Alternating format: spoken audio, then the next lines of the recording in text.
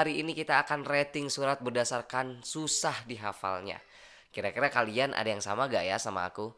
Yang pertama, surah Al-Hijr guys. Surah Al-Hijr ini yang pertama adalah surat yang pendek-pendek. Mohon maaf, ayat-ayatnya pendek guys.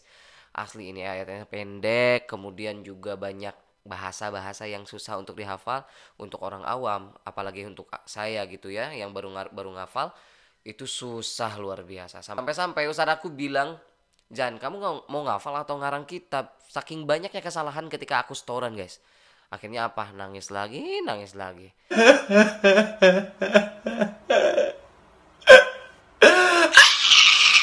Ratingnya 8/10 deh. Surah yang kedua, surah Maryam. Surah Maryam ini bahasanya dan kalimatnya itu luar biasa puitis banget. Coba kalian lihat deh.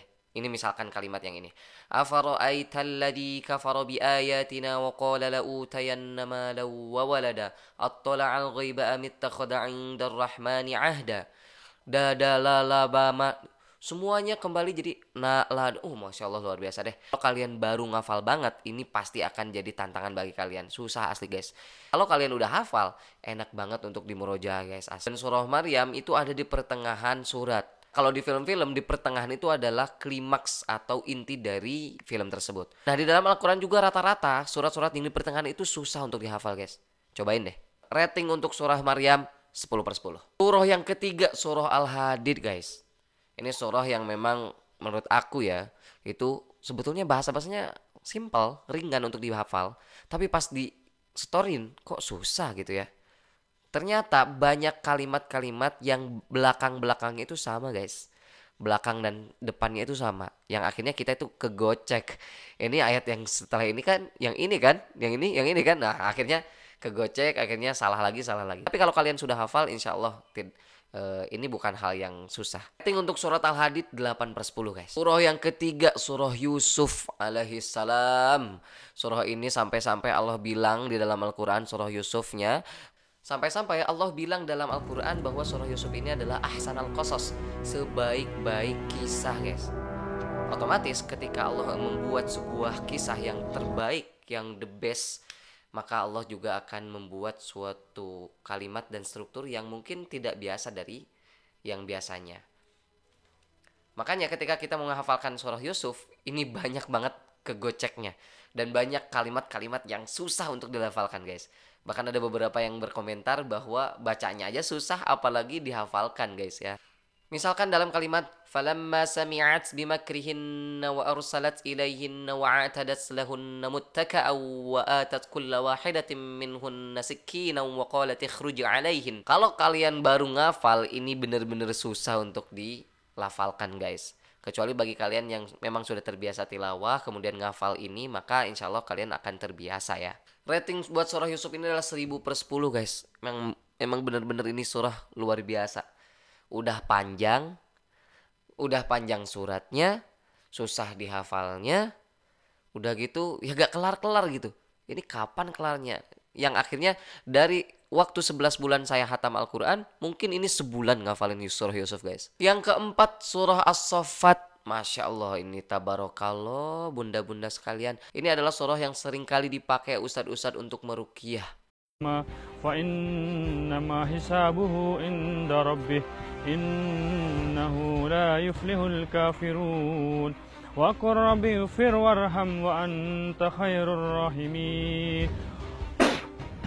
Kalau teman-teman tahu surah As-Saffat ini strukturnya susah untuk dihafal, kalimat-kalimatnya itu jarang ditemukan di Al-Quran yang lainnya, dan kemudian ayatnya itu pendek-pendek guys. By the way, kalau kalian tahu dan kalau kalian baru menghafalkan Al-Quran, dan menurut saya pribadi, surat-surat yang susah untuk dihafal itu adalah surat yang mempunyai ayat-ayat pendek. Cobain deh. Yang pertama ayatnya pendek, yang kedua kalimatnya itu susah untuk dihafal, yang ketiga dan banyak yang mirip-mirip. Ini yang kemudian bikin kita kegocek lagi. Susah untuk dihafalkan guys. Selain itu mungkin bisa jadi karena ini sering dipakai untuk meruqyah, dan juga Rasulullah juga menyampaikan bahwa ketika kita ingin, dan Rasulullah sampai bersabda bahwa surah As-Saffat ini dapat mengusir syaitan ya. Bisa jadi karena kita kebanyakan setan di dalam diri kita, kebanyakan maksiat diri kita, dosa kita, dan banyak setan di dalam diri kita. Akhirnya ayat ini memang kangen bagi kita ya. Sambil membersihkan diri kita dari godaan, sambil membersihkan diri kita dari setan-setan yang hinggap dalam tubuh kita guys. Dan aku mungkin karena kebanyakan susah banget lewatnya, sampai-sampai mungkin dalam waktu setengah bulan baru selesai nih surah.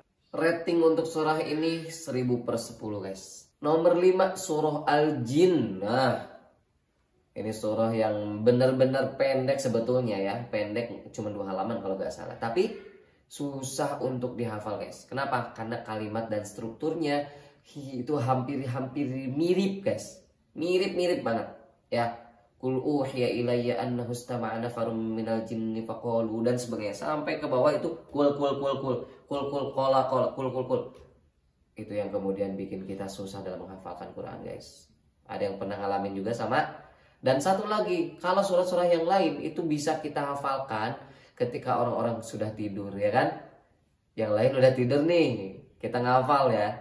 Tapi kalau surah Al-Jin, karena banyak sekali mitos ya, salah satunya mitosnya adalah ketika kita membaca surah Al-Jin dalam kegelapan, kesendirian, itu kita akan ditampakkan jin yang sebenarnya guys. Sebetulnya belum pernah sih. Tapi akhirnya saya juga jadi takut. Akhirnya saya tidak menghafalkan surah Al-Jin di malam hari. Yang itu kemudian bikin saya lama dalam menghafalkan surah Al-Jin. Rating untuk surah Al-Jin 15/10. Selanjutnya yang keenam itu surah Muhammad. Surah Muhammad ini adalah surah yang favorit banget ya. Dan memang banyak sekali kalimat-kalimat yang bikin kita itu susah untuk menghafal. Pendek tapi di pertengahan. Kemudian juga